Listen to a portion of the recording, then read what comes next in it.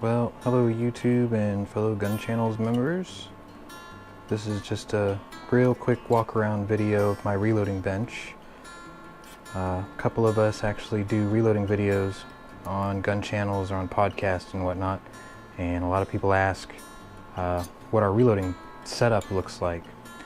I have a really confined space, so when I built this, I wanted it pretty much as simple and small and usable as possible. The bench you're looking at here is actually something I picked up from IKEA, and if I can find the part number, I'll put it in the annotations or in the comments or somewhere in the product description if you're interested. This is a solid ash butcher block mobile cart, essentially kitchen item. I originally wanted to buy just a small table, and as I was getting ready to walk out of their place, you always walk through the warehouse section, and on the end caps they had this, and it just made more sense. It's thicker, it's heavier, it's solid wood. It doesn't look like this when you get it. It's all raw. What I did was I took it home, I sanded it down with, I think it was 200, 400, and then 800 grit sandpaper to make it really smooth.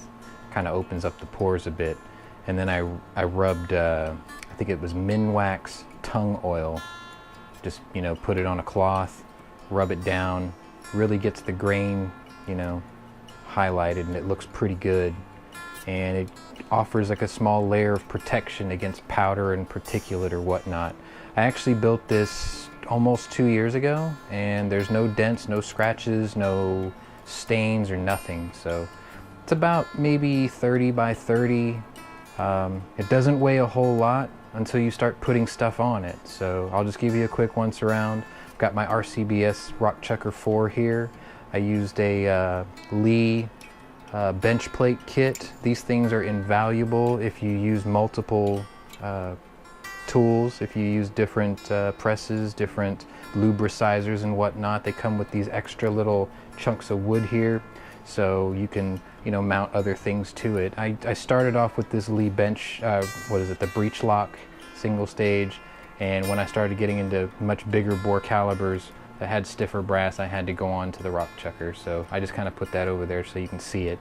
But essentially you just use those 4 screws there and you just slide the plate in, lock it down. It's rock solid, and it doesn't weigh a whole lot, but I mean, like we're doing this little walk around here, all my projectiles and such are usually here on the first shelf. They weigh a ton, and then my loaded caliber shells are all down here in their little individual boxes. They're all color coded by caliber, so I can just grab them in a hurry and figure out what I need or whatnot. And then down there on the floor is just, I've got so many now that they all don't fit on the shelf.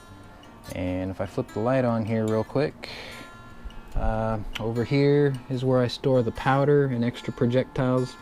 They just fit on the shelf. Got a couple of 1-pounders and an 8-pound keg, which is invaluable if you reload in large quantities, just because cost effectiveness and bulk essentially. And then over here on this side, that's where I keep all the dies. Maybe you need the light for that too.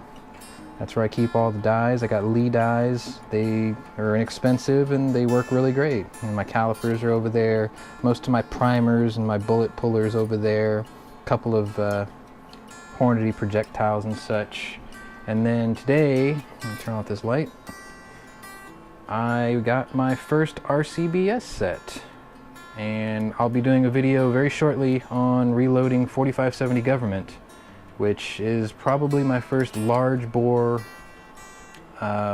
rifle round outside of 50 Beowulf. So stay tuned. I'll try to get this all worked up for you. If you have any questions, if you want to know the part numbers, costs, how to put this together or whatnot, feel free to send me a private message. And I encourage any one of you to join gunchannels.com. It's free to join. It's basically the social media hub of 2A friendly people. So, you come by, you can join live chats, you can join the panel shows, share your videos, share your experiences, just shoot the shit. Anyway, thanks for watching.